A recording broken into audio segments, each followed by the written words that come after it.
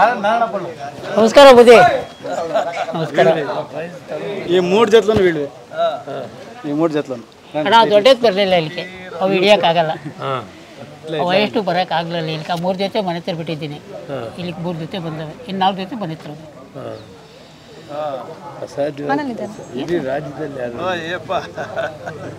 ಏನೋ ನಿಮ್ಮಂಥವ್ರ ಆಶೀರ್ವಾದ ನಂಗೆ ದೇವ್ರು ಕೊಟ್ಟವ್ರೆ. ಇಲ್ಲ ಸಮ ಅಲ್ಲಿ ದೇವನಹಳ್ಳಿಯಲ್ಲಿ ನಡೀತಾ ಇರುವಂತಹ ವೇಣುಗೋಪಾಲ ಸ್ವಾಮಿಯ ಜಾತ್ರಾ ಮಹೋತ್ಸವಕ್ಕೆ ಸಾಕಷ್ಟು ಗಣ್ಯರು ಆಗಮಿಸಿದ್ದಾರೆ.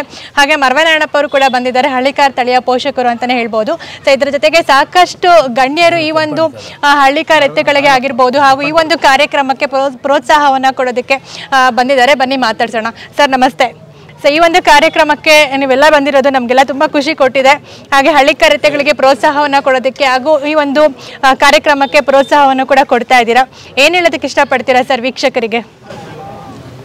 ನಿನ್ನೆ ವೇಣುಗೋಪಾಲ ಸ್ವಾಮಿ ರಥೋತ್ಸವವನ್ನು ಪ್ರಾರಂಭ ಮಾಡಿದ್ದೀವಿ. ಎಲ್ಲ ಹಿರಿಯರ ಅಂತ ಜಗಣ್ಣವರು, ರಘವಣ್ಣ, ರವಿ, ಗೋಪಿ, ನಾರಾಯಣ ಸಮಾನ ಮತ್ತು ಎಲ್ಲ ಮೆಂಬರ್ಸ್, ಮಂಜುನಾಥ್,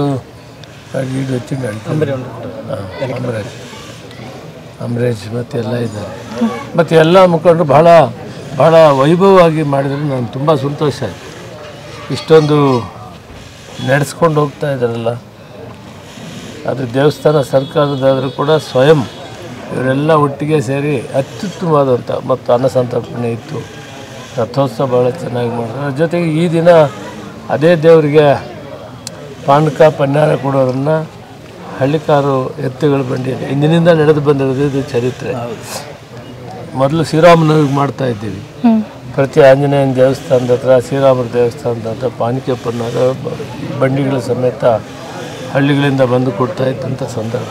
ಇವತ್ತು ಇಲ್ಲಿ ನಾನು ನೋಡ್ತಾ ಇದ್ದೀನಿ, ಇಷ್ಟು ನಾಗರಿಕತೆ ಅಭಿವೃದ್ಧಿ ಆಗಿದ್ದಾಗ ಕೂಡ ಹಿಂದಿನಿಂದ ದೇವ್ರ ಕೆಲಸ ಮಾಡೋದು, ಪಾನಕ ಪನ್ನಾರ ಕೊಡೋದು, ಎತ್ತಿನ ಗಾಡಿ ಹೊಡೆಯುವಂಥದ್ದನ್ನು ಬಹಳ ಚೆನ್ನಾಗಿ ಮಾಡ್ತಾ ಇದ್ದಾರೆ. ನನಗೆ ತುಂಬ ಸಂತೋಷ ಆಗಿದೆ.